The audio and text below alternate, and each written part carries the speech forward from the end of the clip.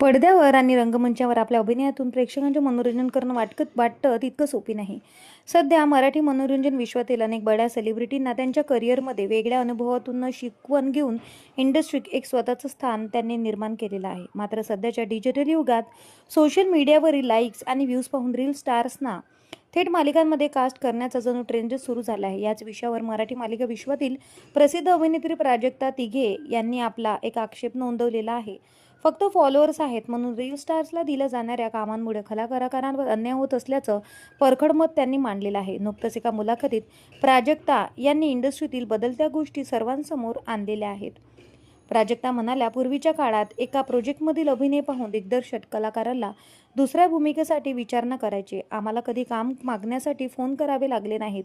पण आज परिस्थिती पूर्ण बदलली आहे. आता तुमचे इंस्टाग्रामचे फॉलोअर्स पाहून तुम्हाला कास्ट केली जाते.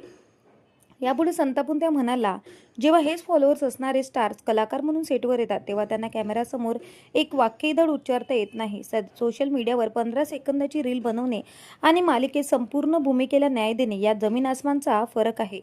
केवळ प्राजक्ता तिघेच नव्हे तर याआधी ज्येष्ठ अभिनेत्री गार्गी फुले यांनीही याच मुद्द्यावर भाष्य करत इन्फ्लुएन्सरच्या अभिनय क्षमतेवर प्रश्नचिन्ह उपस्थित केलेले होते. 10 वर्षे मेहनत करून स्वतःला सिद्ध करणाऱ्या कलाकारांची तुलना स्वतःला कंटेंट क्रिएटर बनवणाऱ्या रील स्टारशी होऊ शकत नाही. ते स्टार असतील पण कलाकार नक्कीच नाहीत, असे गार्गी यांनी सुनावलेले होते.